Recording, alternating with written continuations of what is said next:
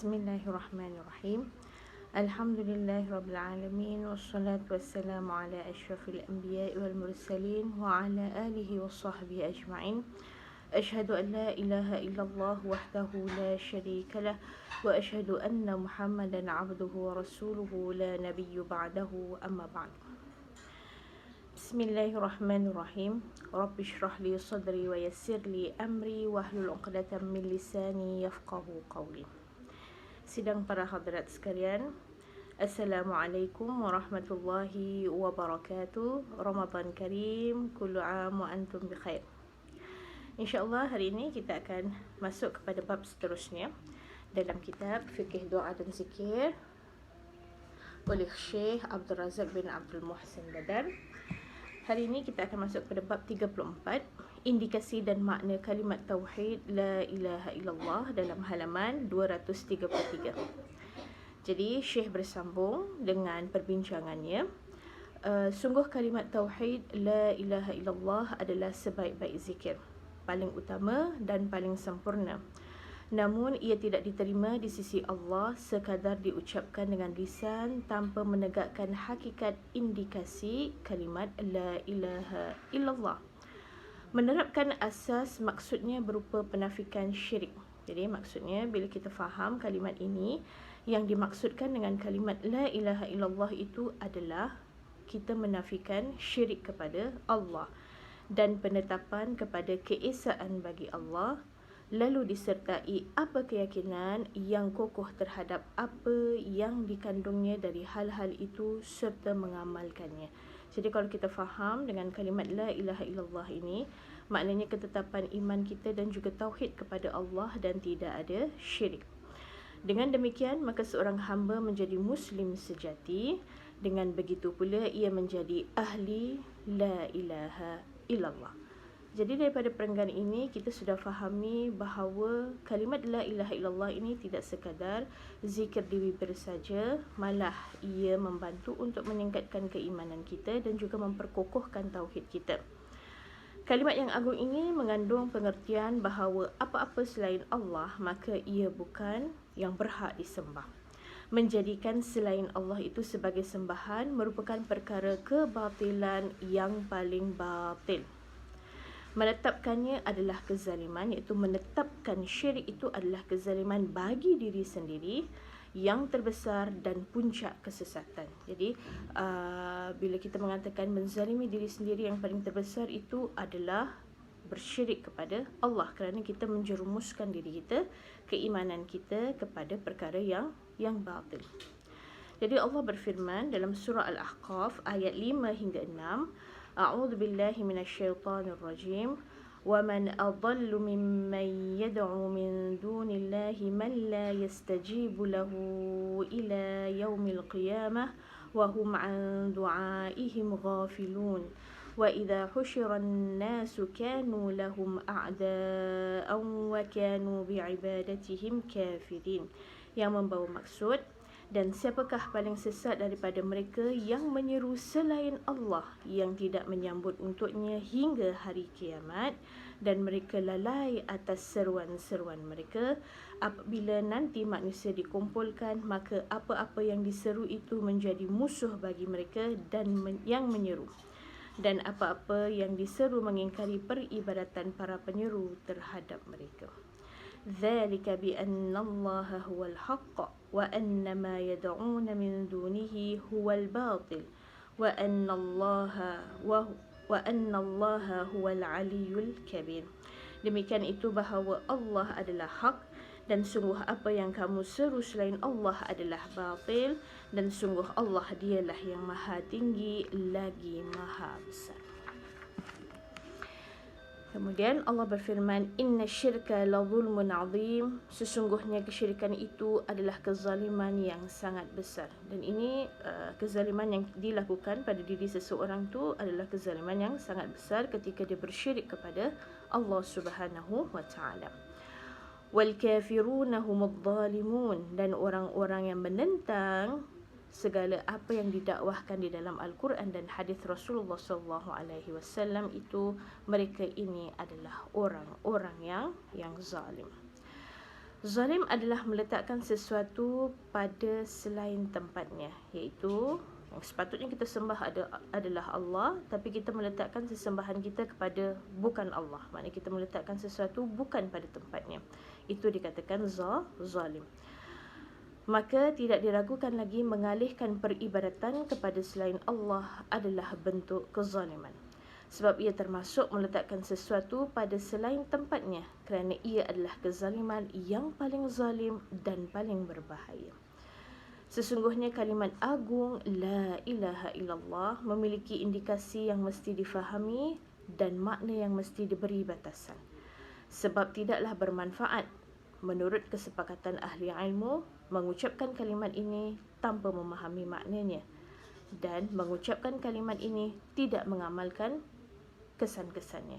Jadi seperti mana firman Allah Subhanahu wa taala, Allah menyebutkan dalam surah Az-Zukhruf, a'udzu billahi minasyaitonir rajim, wala yamliku alladhina yad'una min dunihi asy-syafa'ata illa man syahida bil haqqi wa hum ya'lamun. Mereka yang menyeru kepada selain Allah tidaklah memiliki syafaat kecuali siapa yang bersaksi tentang al-haq dan mereka mengetahui.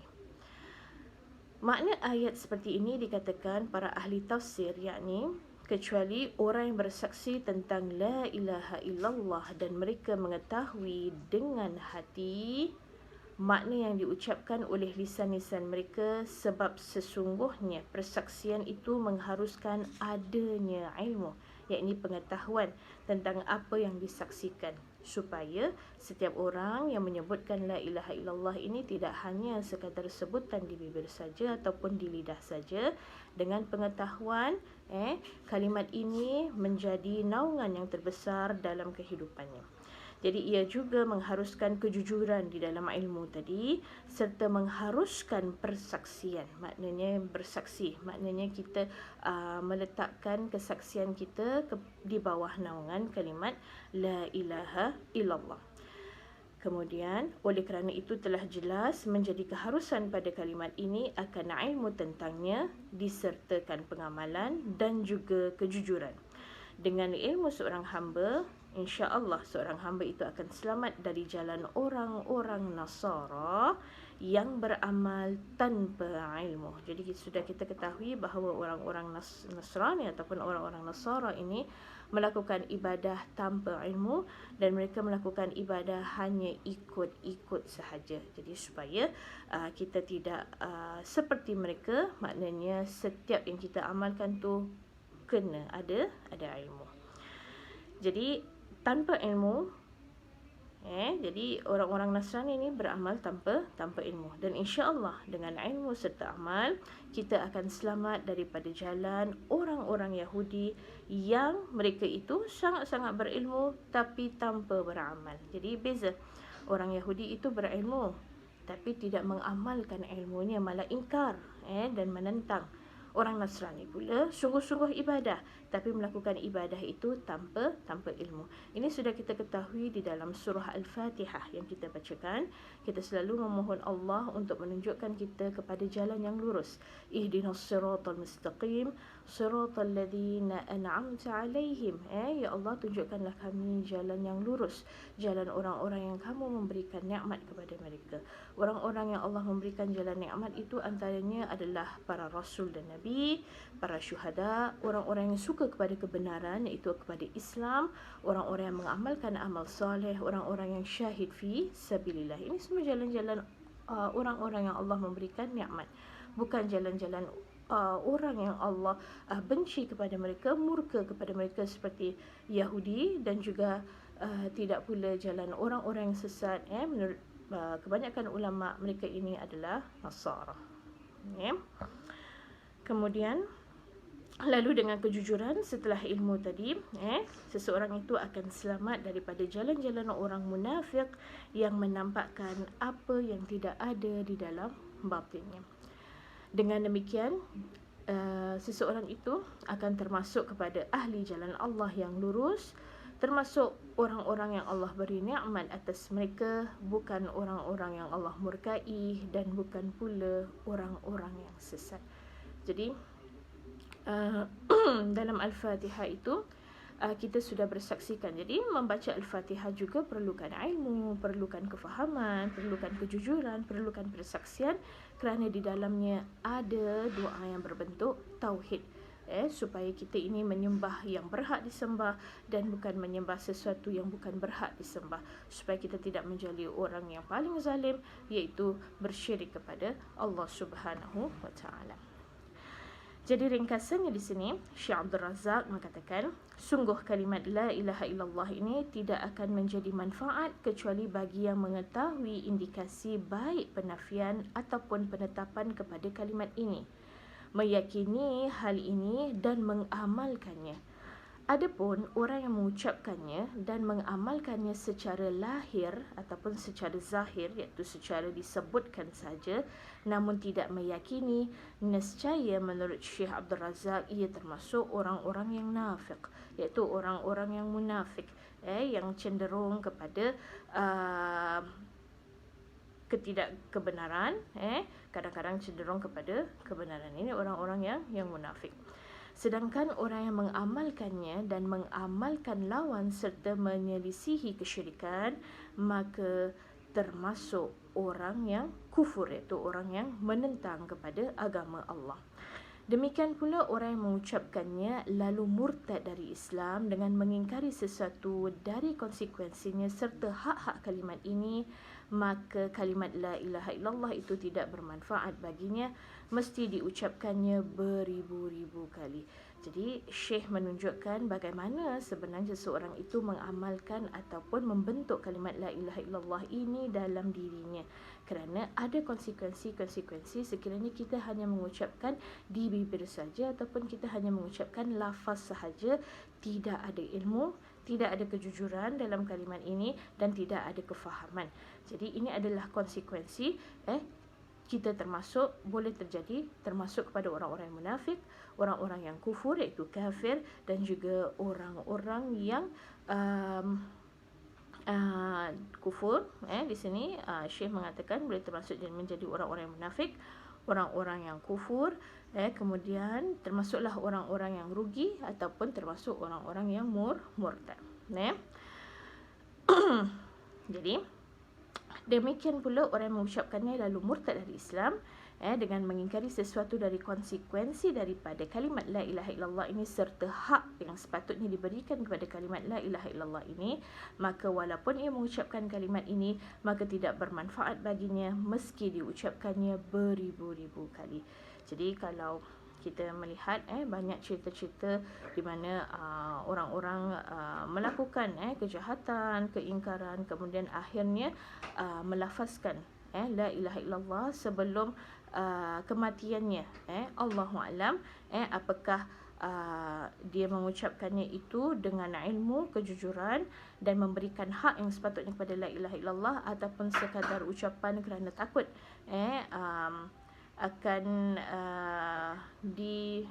akan Allah menyiksa diri mereka ketika di akhirat nanti.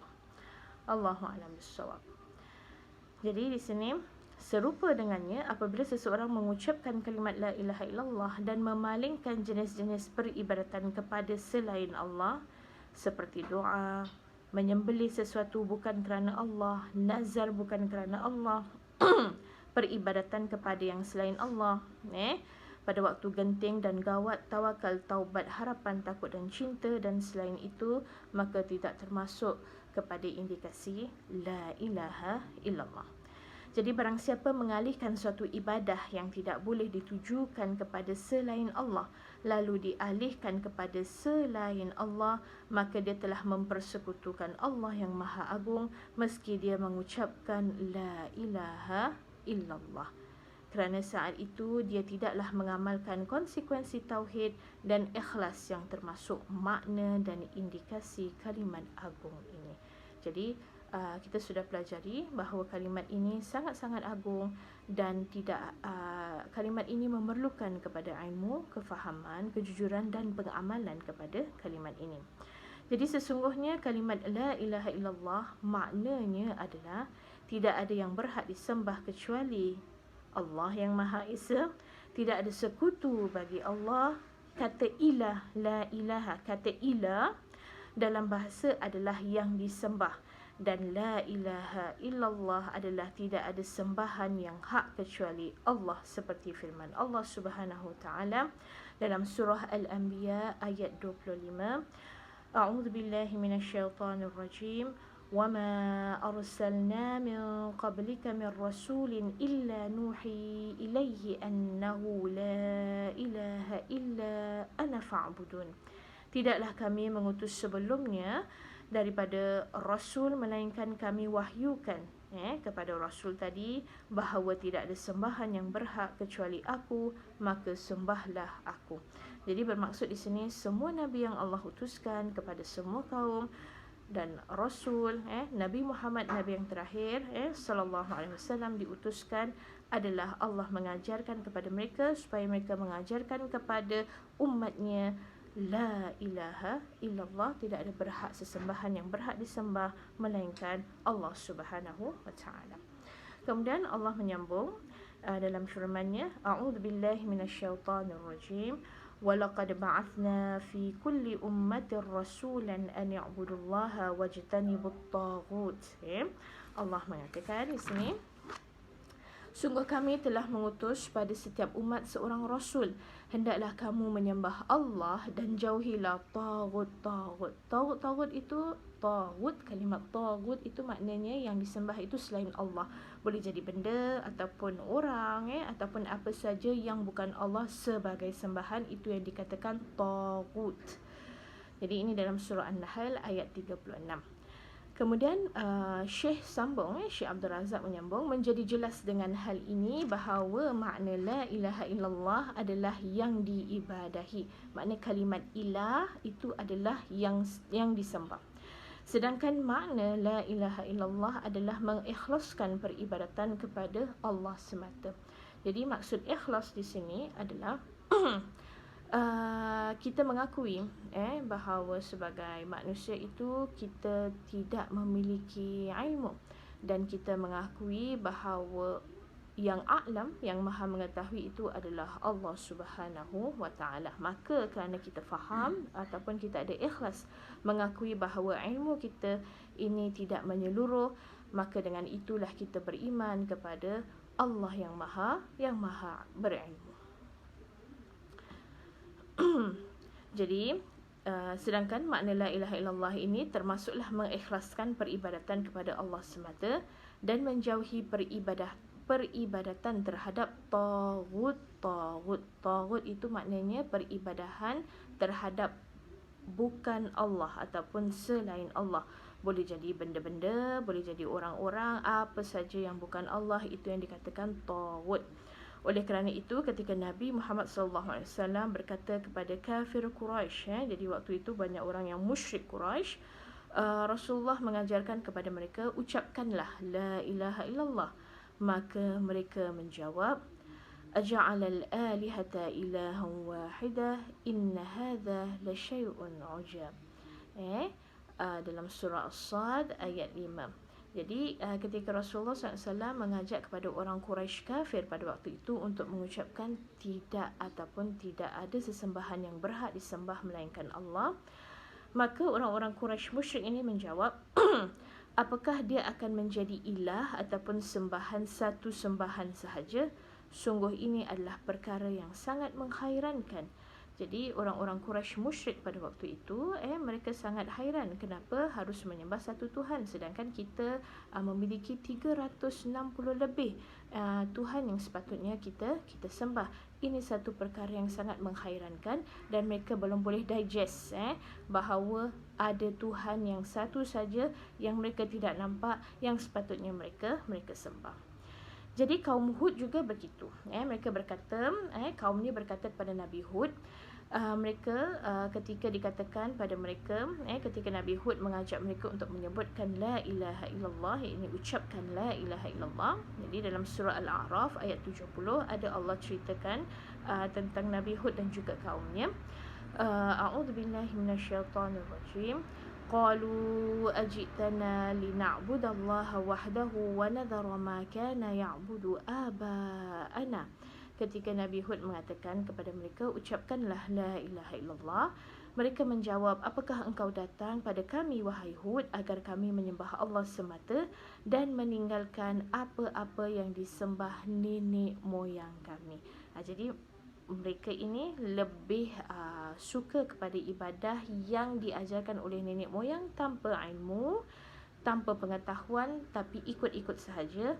Malah ketika Nabi dan Rasul datangi kepada mereka dengan ilmu dan kebenaran, mereka agak dicabar, mereka agak challenge, di challenge, dicabar, dan ini membuatkan mereka susah untuk menerima ilmu dan kebenaran yang dibawa oleh Nabi dan Rasul. Jadi mereka berkata demikian, padahal Nabi hanya mengajak mereka menyebut kepada La ilaha illallah, tidak ada yang berhak disembah melainkan Allah, kerana mereka memahaminya maksudnya adalah penafian peribadatan dari segala-galanya kecuali untuk ibadah hanya kepada Allah, lalu menetapkan peribadahan itu kepada Allah semata tanpa ada sekutu baginya. Jadi secara logika, secara logiknya, setelah manusia itu sudah terbiasa dengan perkara-perkara yang menyembah kepada Tuhan yang banyak, tiba-tiba datang kepada kebenaran untuk menyembah Tuhan yang satu yang mereka tidak nampak, dan ini sangat mencabar pengetahuan mereka, mencabar keyakinan mereka. Tapi barang siapa yang mengikuti kepada kebenaran, maka Allah akan memberikan jalan yang lurus. Tapi barang siapa yang mengekal ataupun kekal kepada kejahilan, maka mereka akan sesat selama-lamanya dan mereka tergolong daripada golongan orang-orang yang zalim. Jadi lafaz la ilaha illallah ini mencakup penafian dan penetapan. Penafian sembah selain Allah, ada penetapan yang tetap disembah hanyalah Allah semata. Jadi kalimat ini menafikan peribadatan dari setiap sesuatu yang bukan Allah Subhanahu Wa Taala. Segala sesuatu yang bukan Allah Subhanahu Wa Taala, yang berupa malaikat ke dan para nabi, terlebih lagi selain mereka, bukanlah sembahan. Ia tidaklah berhak mendapatkan ibadah sedikit pun. Jadi kita tidak boleh sembah malaikat, kita tidak boleh sembah nabi, kita tidak boleh sembah manusia yang bukan nabi, kita tidak boleh sembah kepada pokok-pokok, gunung-gunung, batu-batu, mutiara-mutiara, ini semua kita tidak boleh sembah. Jadi kalimat ini juga menetapkan peribadatan hanya kepada Allah semata. Artinya seorang hamba tidaklah menyembah selain Allah, dalam erti tidak memaksudkannya dengan sesuatu dari peribadatan. Jadi kadang-kadang manusia itu akan percaya kepada sesuatu, contohnya mutiara ataupun batu-batu permata yang boleh memberikan kebaikan, yang akan boleh memberikan kelancaran rezeki. Ini juga boleh termasuk kepada syirik. Kemudian di sini seorang hamba tidaklah menyembah selain Allah, dan ia adalah keterkaitan. Jadi kalimat ini ada keterkaitannya dengan hati yang mengharuskan dengannya sesuatu daripada jenis-jenis ibadah seperti doa. Jadi ketika kita percaya kepada la ilaha illallah, maknanya doa kita, amalan kita itu adalah di bawah naungan la ilaha illallah. Apa yang kita sembelih, nazar dan selainnya. Tapi kalau keimanan kita bukan kepada la ilaha illallah, apa yang kita doa pun, apa yang kita ibadahkan pun, apa yang kita sembelih pun, apa yang kita nazarkannya, itu bukan kepada Allah Subhanahu Wa Taala.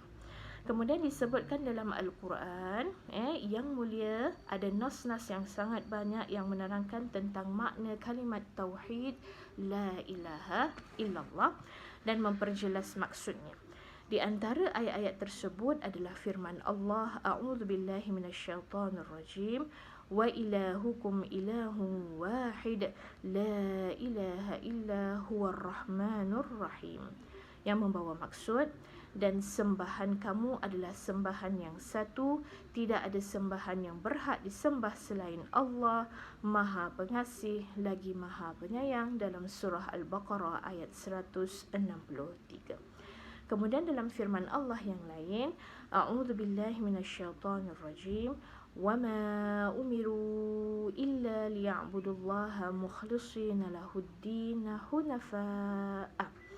Padahal mereka tidak disuruh. Maknanya Allah tidak pernah memberatkan manusia. Allah tidak pernah memberatkan kita dengan perkara-perkara yang menyusahkan. Contohnya Allah tidak menyuruh kita untuk menurunkan hujan. Allah tidak pernah menyuruhkan kita untuk keluarkan matahari. Allah tidak pernah menyuruh perkara yang susah-susah. Berjoget untuk Allah, memberikan makan untuk Allah. Ini tidak pernah Allah ajar. Yang Allah ajar adalah padahal mereka hanya disuruh kecuali supaya menyembah Allah sahaja dengan memurnikan ketaatan kepada Allah dalam menjalankan agama yang lurus. Tidak banyak, tapi banyak manusia tidak boleh mengikuti jalan yang ini. Malah mereka bersusah payah kepada Tuhan-Tuhan mereka. Mereka memberi makanlah, mereka berjogetlah untuk Tuhan mereka, sedangkan Tuhan yang sebenarnya tidak perlukan itu. Dan kita tidak perlu memberikan makan dan minum kepada Tuhan, sedangkan Allah itulah yang maha memberikan kita makan dan minum. Di dalam surah Al-Bayyinah ayat 5, kalau kita renungkan, Allah mengatakan padahal mereka ini tidak disuruh apa-apa yang susah pun, kecuali adalah menyembah Allah dengan memurnikan taat kepadanya dalam menjalankan agama yang lurus. Itu pun kebanyakan daripada manusia ini tidak boleh melakukannya. Kemudian Allah berfirman dalam surah Az-Zukhruf lagi ayat 26 dan 28, A'udzu billahi minasyaitonir rajim, wa idz qala Ibrahimu li abihi wa qaumihi innani bara'um mimma ta'budun illa alladhi fatarani fa innahu sayahdin wa ja'alaha kalimatan baqiyatan fi 'aqibihi la'allahum yarji'un. Dan ingatlah ketika Ibrahim berkata kepada bapaknya dan kaumnya, sesungguhnya aku tidak bertanggungjawab terhadap apa yang kamu semua sembah, kecuali aku bertanggungjawab kepada siapa yang menciptaku. Sungguh dia akan memberiku petunjuk dan dijadikannya kalimat ini kekal di belakangnya. Mudah-mudahan mereka ini kembali. Jadi Nabi Ibrahim alaihissalam sudah berkali-kali sering berdakwah kepada kaumnya, tapi kaumnya sendiri termasuk bapaknya sendiri tidak boleh menerima dakwah Nabi Ibrahim. Tapi Nabi Ibrahim tidak masuk campur kepada sembahan mereka, tapi Nabi Ibrahim tetap mendoakan mereka, mudah-mudahan mereka itu kembali kepada jalan yang lurus. Dan Allah berfirman tatkala menceritakan tentang seorang laki-laki yang beriman daripada kaum Yasin, dalam ayat Yasin, dalam surah Yasin ayat 22 hingga 24, Allah mengatakan, mengapa aku tidak menyembah yang menciptakanku dan kepadanya aku kembali? Apakah aku mengambil selain daripada Allah sembahan yang jika Ar-Rahman menginginkan untukku mudarat, nescaya tidak bermanfaat sedikit pun. Syafaat mereka padaku dan mereka tidak dapat menyelamatkanku. Sungguh bila demikian aku benar-benar berada dalam kesesatan yang nyata. Jadi ada satu lelaki daripada kaum Yasin, ada yang mengatakan mereka ini berada di kawasan Turki. Allahu a'lam. Ada seorang laki-laki ini melihat kepada kaumnya yang menyembah kepada yang selain Allah. Jadi laki-laki ini lelaki soleh ini datang kepada kaumnya. Dia bertanya kepada kaumnya, mengapa aku tidak menyembah yang menciptakanku? Kenapa kamu semua tidak menyembah kepada yang menciptakanmu? Dan kepadanya lah kita akan kembali. Jadi begitulah dakwah seorang yang beriman kepada orang yang belum beriman ataupun yang tidak mahu beriman kepada Allah Subhanahu wa taala. Dan firman Allah Subhanahu wa taala di sini, katakanlah sungguh aku diperintah menyembah Allah dengan mengikhlaskan agama untuknya. Jadi kalimat ikhlas di sini termasuk tidak hanya ilmu, pengamalan, kejujuran, malah ikhlas di sini adalah mengakui bahawa diri kita ini adalah ciptaan Allah, dan diri kita ini mengakui bahawa kita tidak ada ilmu yang meliputi segalanya kecuali Allah Subhanahu wa taala. Ini yang bermaksudnya Allahu a'lam. Dan aku diperintah untuk menjadi kaum muslimin yang pertama. Katakanlah, sungguh aku takut akan azab pada hari yang besar jika aku bermaksiat terhadap Tuhanku. Katakanlah, Allah lah yang aku sembah dengan mengikhlaskan agamaku kepadanya. Dan Allah berfirman menceritakan orang mukmin keluarga Firaun. Dan wahai kaumku, mengapa aku mengajak kamu kepada keselamatan dan kamu mengajakku kepada neraka? kamu mengajakku untuk kafir kepada Allah dan mempersekutukan dengannya apa yang tidak ada ilmu padaku tentangnya, dan aku mengajak kamu kepada yang maha perkasa lagi maha pengampun. Sudah pasti apa yang kamu ajak aku kepadanya tidak dapat menjawab seruan di dunia dan tidak pula di akhirat. Dan sungguh tempat kembali kita semua adalah kepada Allah, dan sesungguhnya orang-orang yang berlebihan yang tidak mengikuti Allah, mereka adalah penghuni-penghuni neraka. Dalam surah Al-Ghafir ayat 41 hingga 43. Jadi, Syekh mengatakan ayat-ayat semakna dengan ini sangatlah banyak, dan ia menjelaskan bahawa makna la ilaha illallah ini antaranya adalah berlepas dari peribadatan kepada selain Allah, baik berupa pemberi syafaat. Jadi kita tidak boleh sembah kepada Nabi Muhammad SAW. Tidak, hanya cukup selawat sahaja kepada Nabi, memohon keampunan untuk Nabi, yang kita ketahui bahawa Allah itu adalah Tuhan sebenarnya, bukan malaikat, bukan Nabi, bukan orang, bukan Tok Syekh, bukan asatiza, bukan ulama yang lain sebagai sebagai Tuhan yang kita sepatutnya sembah, kerana mereka akan merupakan taghut ataupun sesembahan yang bukan Allah. Inilah petunjuk dan agama yang benar, dan yang dengannya Allah mengutus para rasulnya dan menurunkan kitab-kitabnya. Adapun seseorang yang mengucapkan la ilaha illallah tanpa mengetahui maknanya serta tidak mengamalkan konsekuensinya, bahkan terkadang menjadikan untuk selain Allah perolehan dan bahagian dari ibadahnya, baik berupa doa, takut, menyembelih, nazar dan selain itu dari jenis-jenis peribadatan, maka sungguh ini tidak mencukupi bagi si hamba untuk menjadi ahli la ilaha illallah, dan tidak pula menyelamatkannya pada hari kiamat daripada azab Allah Subhanahu wa taala. Na'udzubillahi min dzalik. Jadi sungguh kalimat la ilaha illallah ini bukan sekadar nama tanpa makna atau perkataan yang tak memiliki hakikat atau lafaz yang tidak memiliki kandungan apapun seperti diduga oleh sebahagian orang, iaitu mereka yang meyakini bahawa puncak realisasi dalam hal itu adalah mengucapkan kalimat ini tanpa meyakini dalam hati sesuatu daripada makna-makna atau melafazkannya tanpa menegakkan sesuatu dari asas-asas dan hakikat. Sudah pasti ini bukanlah urusan daripada kalimat la ilaha illallah yang agung ini, bahkan ia adalah nama bagi makna yang besar. Perkataan yang memiliki makna yang agung lebih agung daripada semua makna. Jadi kesimpulannya, Syekh mengatakan seperti telah yang dijelaskan terdahulu, adalah kalimat la ilaha illallah ini adalah berlepas diri dari peribadatan kepada setiap sesuatu, termasuklah malaikat, rasul, nabi, ulama, syekh, siapa saja.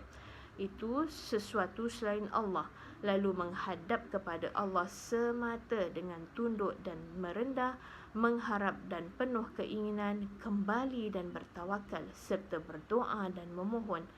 Pemilik la ilaha illallah itu Allah, tidak meminta kecuali kepada Allah sahaja. Tidak minta pertolongan dalam keadaan genting dan gawat kecuali meminta tolong kepada Allah. Tidak tawakal kepada yang lain kecuali kepada Allah. Tidak mengharap kepada yang lain kecuali Allah. Tidak menyembelih kepada yang lain kecuali Allah.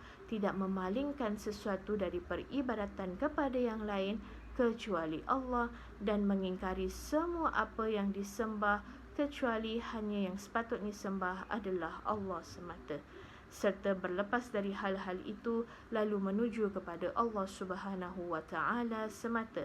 Alangkah agungnya permasalahan ini dan alangkah jelas serta terang persoalannya.